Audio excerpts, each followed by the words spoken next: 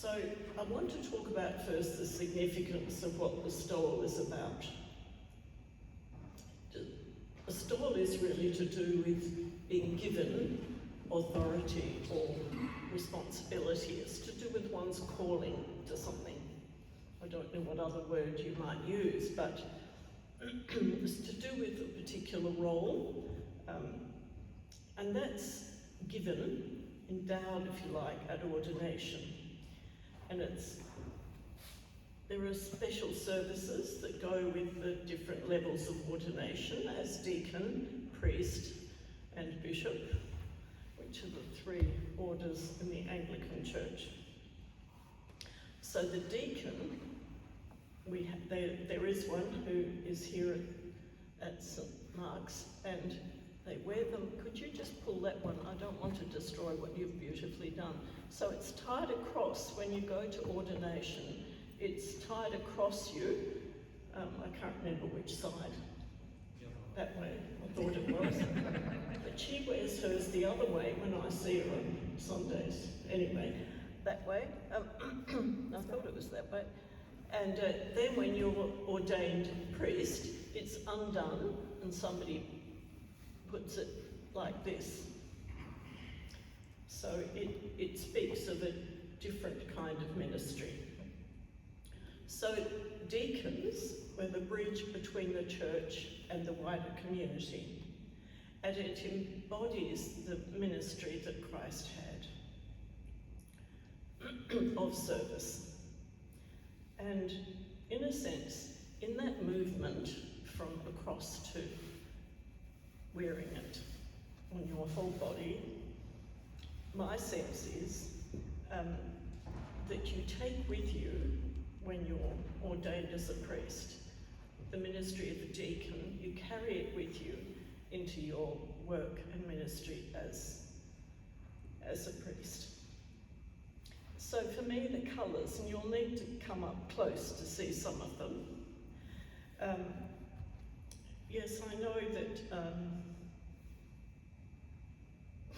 feminist colours, I think you might see them on the tennis players' garments, but for me, it's to do with the power of women's suffrage, I guess.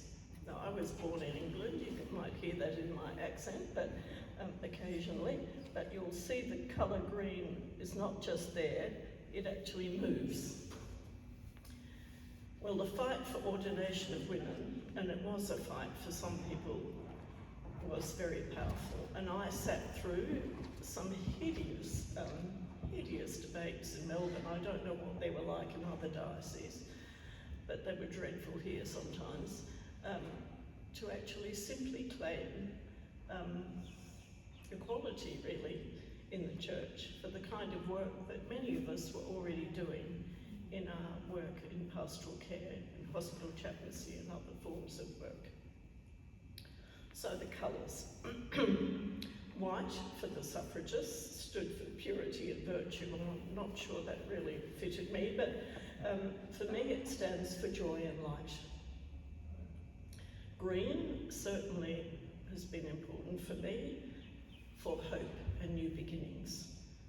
Purple, for the suffragists, stood for loyalty and suffering, I think.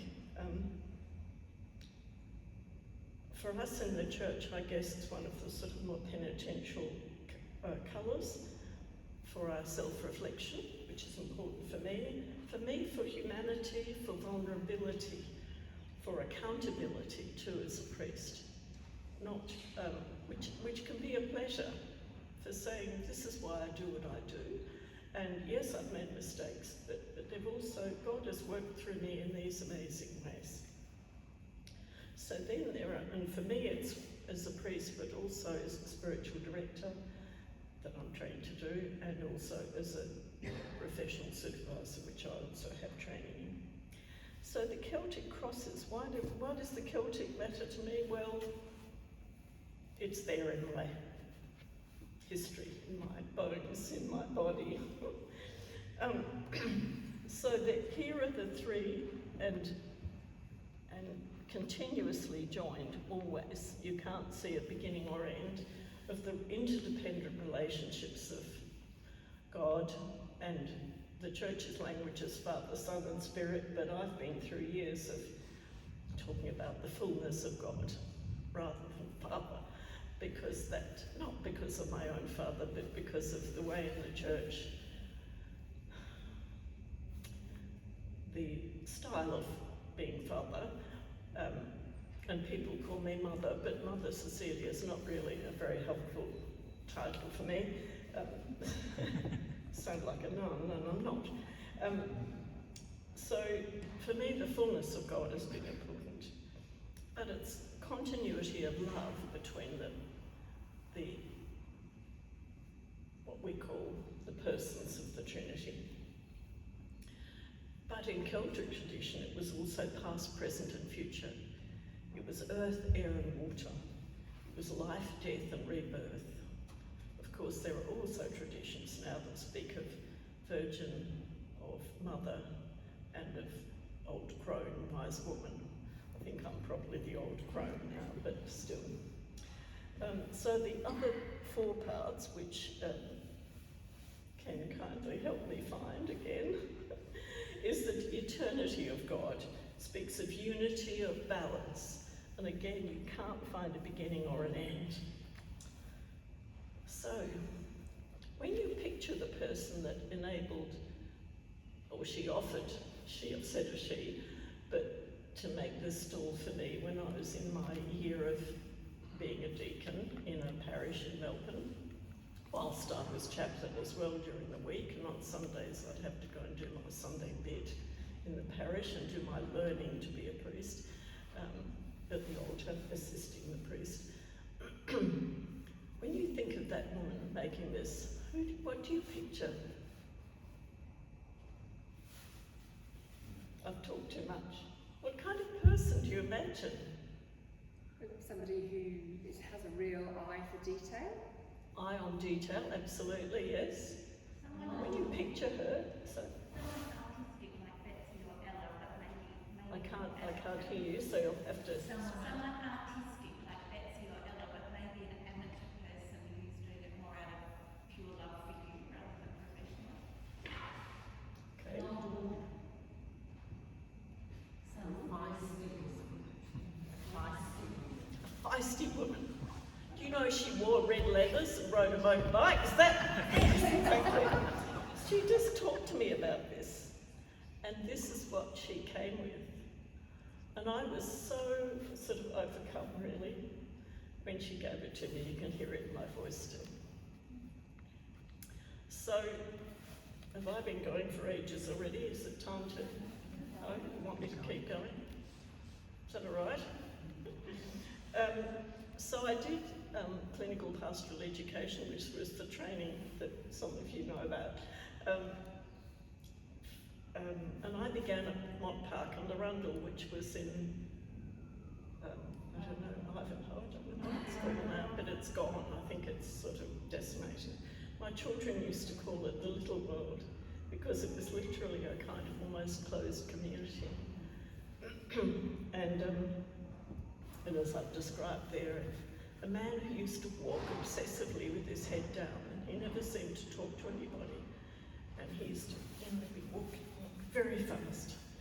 And he walked past me one day and turned his head and looked at me and said, "Morning, Padre," and just kept walking. And I thought, who's he talking to? And I suddenly realised nobody else was there, and he'd spoken to me. And okay, it's an old-fashioned version of, father, but I'd say he was probably a returned soldier. And I thought, what's he seen? What's he heard in what I do and say with the other people in this psychiatric hospital? And I sort of just mulled it over for years, and there've been other markers like that have been quite moving and powerful. And I've had this amazing privilege to walk alongside people who've, as many of you have in different contexts, who've been very vulnerable in hospital or in other places, in parishes too, whose lives have just been completely upended, and to just walk beside them has sometimes you don't have words to speak. And for me, seeing what's going on in Gaza is, we don't need to say any more perhaps, except to pray for peace. And I lived in Chile for some few years, and I saw there things likewise of this, how do you stand with people who are, it was during the Allende years, and just extreme vulnerability. And then when I moved into position in chaplaincy and senior positions in different places, people said to me, because I tended to speak for change in various contexts, if you want to change something, you need to be in the organisation to change it. So I thought, do I want to be in the church's organisation to change it, rather than speaking rather vocally out of it? So in November 1992, the kind of what we'd probably call the Parliament of the Church in Australia, General Synod, voted for the different dioceses around Australia were allowed to ordain women. And in December of that same year, Melbourne ordained women. Perth had already done it, they'd done their own thing, but Melbourne decided yes, they would ordain the first group of women who prior to that had been able to be deacons, or what were they called? Authorised women workers. Excuse me. And I knew many of them, they were friends of mine.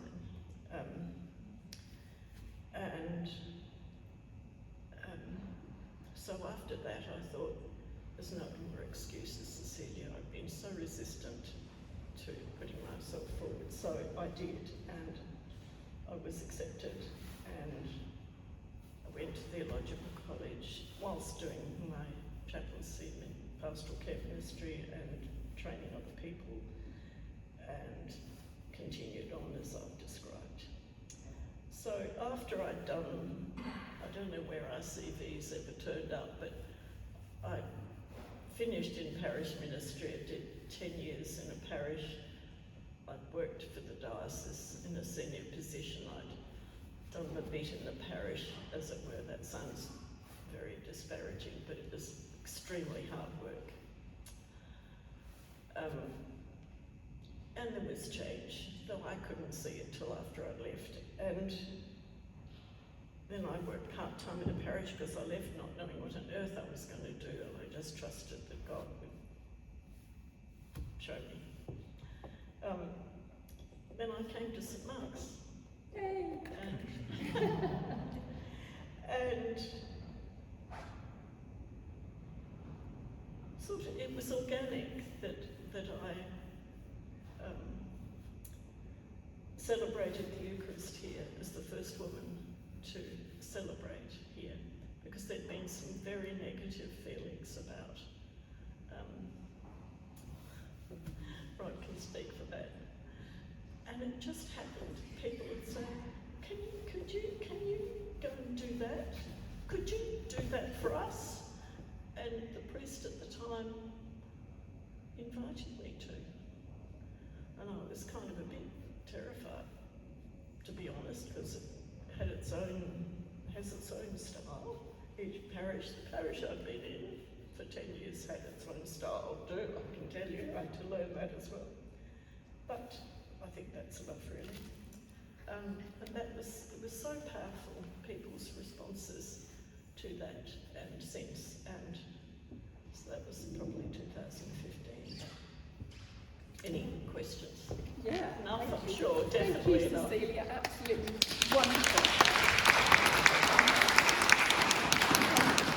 I'll just ask, has anybody got a question that they'd like to ask Cecilia? Such rich history and knowledge, opportunity. Good. No questions. Excellent. I would just like to ask, sorry Meg, do you have any advice for, I mean it's still not easy for women in the church. No, it's not. as we know. Have you got any sage advice, Cecilia, for young women in the church? Maybe there's somebody here wanting perhaps. I think find other women, and men who will stand with you and encourage you and pray with you, pray for you, to keep you strong.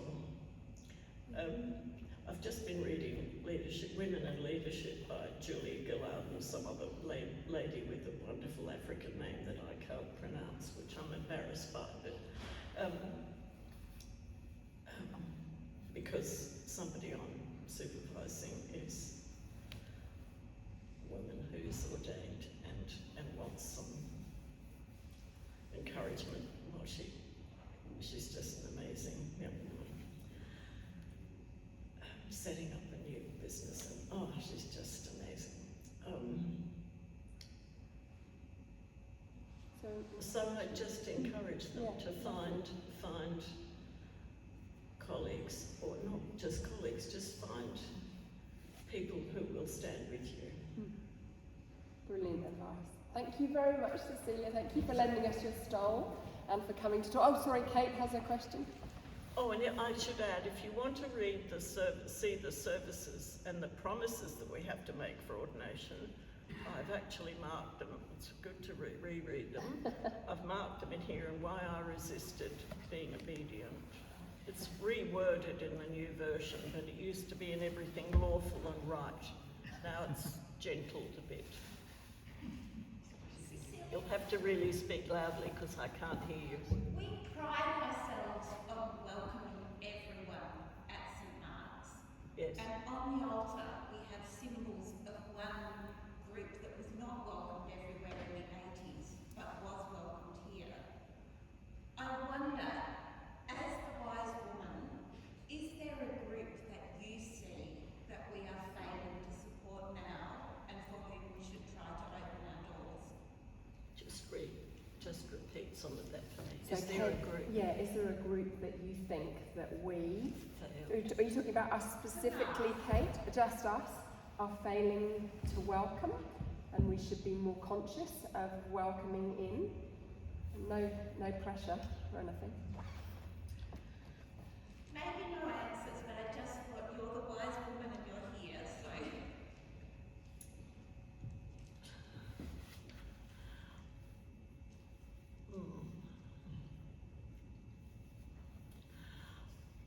I'm a member of the Third Order of St. Francis, and that's the cross I wear. I find it a bit confronting because it's got, it looks all very Catholic, and so sometimes when it turns round, I think I'd rather wear it with its turned round form. But Francis was very accepting of those who were poor. Some people say he didn't really change the lives of those who were poor. We have the community centre, and I don't think it's easy for those of us who are middle class and white to actually receive those who are of every imaginable other colour and every imaginable state of life. Good answer. And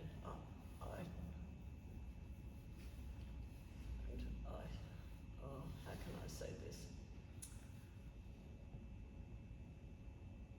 I look at all of that, and I think how subtle our discriminations are, and I know it myself, and how easy it is to not look, and to not speak, and to struggle. So Good answer. Thank you very much, Cecilia. Can we just thank Cecilia again?